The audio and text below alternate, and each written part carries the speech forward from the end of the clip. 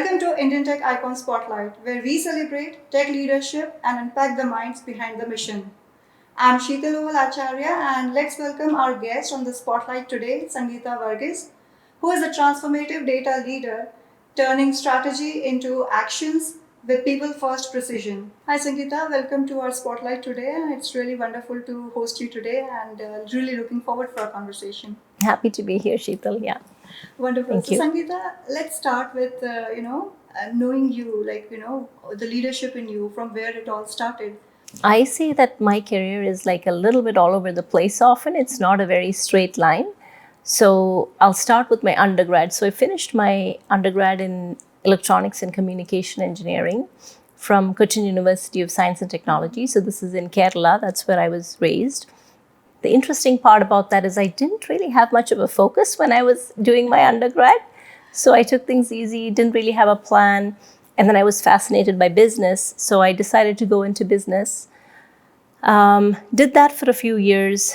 Then circumstances changed, and I decided I wanted to join like a corporate career. I also used to teach part-time when I was in business, which I really enjoyed. Like I loved being with my students. But anyway, long story short, I joined Reliance, the Anil Ambani group, in their telco division in project management.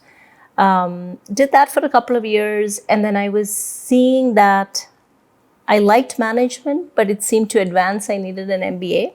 So then I decided to pursue my MBA, moved to Calgary. So I did my MBA at Haskayne, University of Calgary. And then I went into management consulting. I didn't want to do tech. I wanted to do general management consulting. So I did that for about 4.5 years. And then started getting a little bored. So, through some introductions, joined Shaw Communications at the time, it's now Rogers, in a data governance role. And I really didn't know anything about data. And I remember asking my hiring manager, why would you hire me? And he said, oh, I want to hire you for your consulting skills. So that's how I ended up joining Shaw. And I was never sure that was the right place for me. But, one thing led to the other. And I ended up spending almost 7 years at Shaw in the data role. And, career growth also came with it. And then I took a break. Again, when I don't feel challenged, then I become a bit unhappy. So I took a break and then joined Bhavanisa. So that's where I am right now, leading the data and AI enablement team. So, Sangeetha, could you please, share a bit about your current profile? Like, what are your day-to-day responsibilities like? My role is Director for Data and AI Enablement. And that really has two aspects. There's a data enablement piece, which is data governance. How do you make sure that you deliver trusted data to the organization? And so that includes, there's a technical angle to it. There's a big cultural angle to it. There's data literacy. All that is part of data enablement. And then in AI enablement, I have AI governance.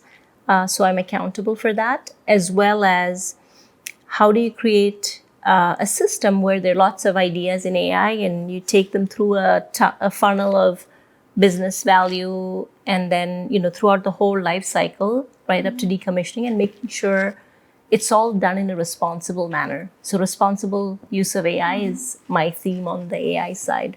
So being on the ethical side so that's one piece of it.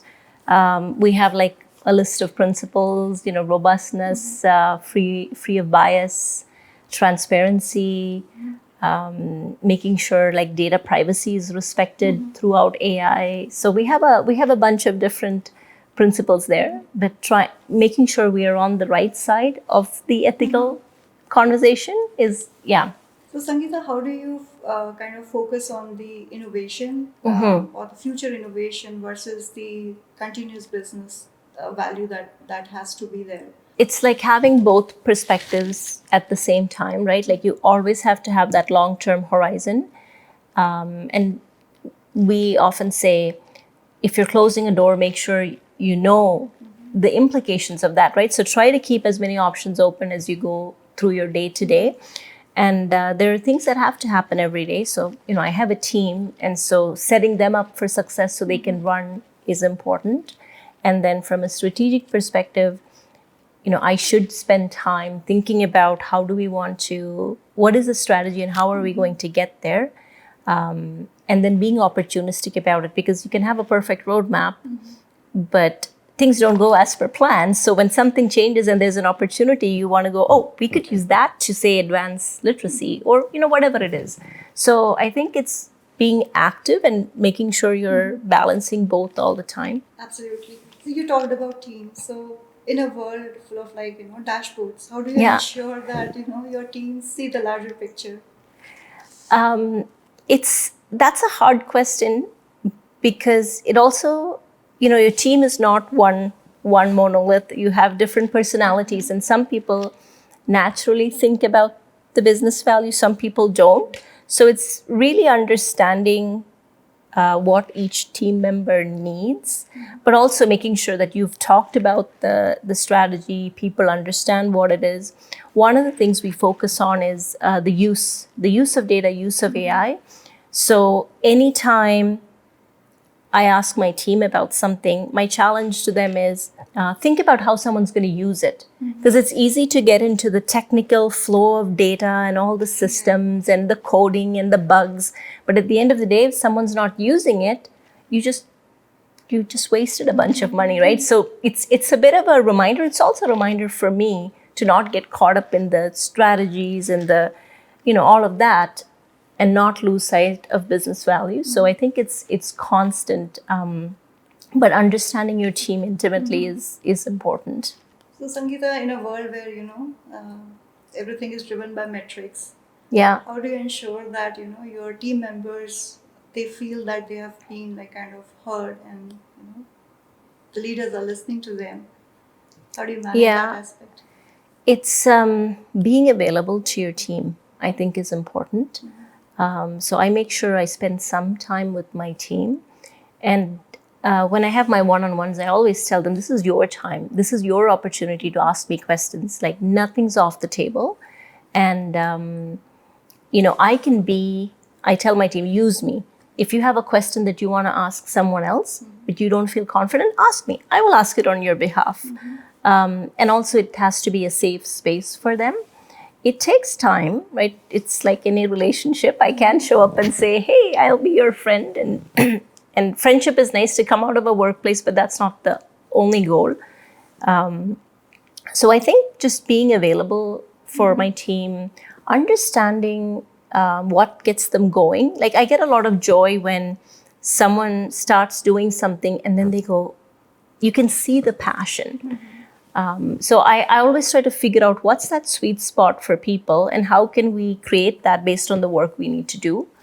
And for that, I think you have to think beyond titles. You have to learn more about people, right? Like, what's their background? Where did they go to school? Why did they do that program?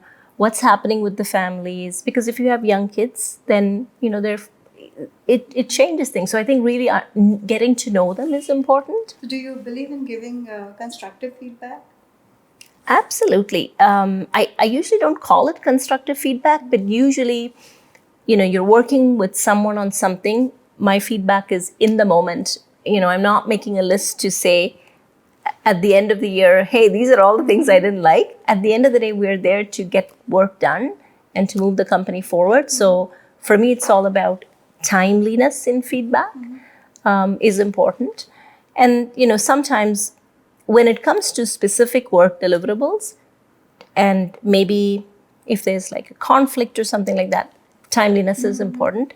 Sometimes if it's about career progression or how people can develop themselves, maybe that's a separate conversation, a bit more thoughtful conversation. But if it's things that are not working well, you have to give that feedback right away is my... It has to be instant. Yeah. And I want to get it that way too. I want my leader to give me feedback right away. Let's talk a bit about leadership styles. Yeah. So you have seen the consulting side. Now you are on the tech side. You have seen both worlds in a way. So how do you see yourself getting evolved as a leader, and what are the qualities you feel that you have developed over all these years? In the corporate environment, when I started being an individual contributor, I remember my sister telling me, your boss should be happy at all times. That was my goal, right? She's like, as you go about your day, this is what you should think about. And it's not like a superficial happiness. It's a deep, like, is he satisfied, right? So that's your focus. And then I've learned that as I've grown in, leadership and roles and so on, the focus just shifts away from yourself and to the team. So my number one job is making sure my team has everything they need, right? Whether it's they're blocked by something, they can't get something from another team, it is my job to unblock that. That's my number one priority. And my boss would come second, I would say now, not first. Whereas earlier on, it was like whatever my boss wants, right? So, Sangeeta, what's the difference if I ask you between a good leader and a great leader? What's that one distinguishing quality that you feel is there? When you talk about greatness in leaders, I think they're able to inspire people to give more than what is required. A good leader will make sure everything is getting done, and it's still good and you need to be good. But I think the greatness comes when you can rally people around and people are not thinking about, hey, I'm getting paid this much, why am I putting an extra hour? So for me, that's where that greatness comes in. And is there anything in your overall career where you think that, or you have done any kind of unlearning? Being a leader, whatever you have learned before, that you need to unlearn. Like there are certain things sometimes. The unlearning is sometimes, we're human, so we're always trying to assess people, right? Like, and you have a team, you know what their title is, maybe you see a little bit of their work, and it's easy to put people in a box, but being active about understanding what they are, looking beyond titles is also something that you learn. I think when you're early in your career, or at least it was for me, you get overwhelmed or intimidated by bigger titles, and you don't know that you can ask a question, or you don't have that confidence. But as you get older and more confidence and more experience, you understand there's always a person behind. And not all companies are like that. There are companies where the title matters a lot, and you have to think about that when you navigate. I personally don't do well in organizations like that. I want to be able to talk about the business at hand, talk to the person to person. So that's, I think, one that I would share. Is there any leadership advice that you have received any time in your career that you kind of value, or kind of that has been a learning for you? I would say, I don't know that you would categorize that into leadership, but I would say one of the advice that really helped me is one of my previous bosses. When we got to know each other, she was setting out her expectations, and she said, my expectation of you is that if you go into a meeting and you've spent your time in the meeting, you understand what is going on. Don't walk away and say, I don't know what they talked about. So that then, because I wanted to please my boss at the time, that got me to ask questions. And so then I'm not scared of asking questions. And so a lot of people who are not used to me will sometimes think that I ask too many questions. I try to ask it as nice as possible, but it really comes from a place of understanding. And I think that's important for whether it's like the subject matter or learning about your team member. It's asking questions from a place of wanting to learn. Sangeeta, I'm curious to know, how was young Sangeeta like, from your childhood days? Yeah. If you could share that with us. Absolutely. I was born in Nigeria. My parents were working there, and I was born into a missionary campus. So that meant there were people from all over the world there. There were people from Australia, America, and I would just go about by myself into all these houses. So I think I've been a people person from like a young age. My mom will say that I used to be able to speak in the accent of whoever I was interacting with. I can't do that anymore. When I was 5, we moved back to India, and that's where I did rest of my education until my undergrad. And again, for me, in my memories, a lot of it is people and me just walking around and walking in the town, and I know a lot of people. I think that's my strength, or it's also what I need. It's my strength, but if I don't get it, I don't do well. So people connection is important. So childhood, we have parents and two siblings. They're older than me, so I was the youngest. So the two of them are closer in age. So I was always kind of the last one. So I had to go fend for myself, I think. More pampered one. My sisters will say I was more pampered. I am the youngest. And then I remember just like, hanging out with friends. I grew up so when we moved back to India, most of my growing up was in a smaller town called Muatupura. It's close to Cochin. And our house is by paddy fields. So I'd just be on my bike, out and about, talking to everybody in the neighborhood. That's my memory of a childhood. Yeah. Fond memories. Yeah.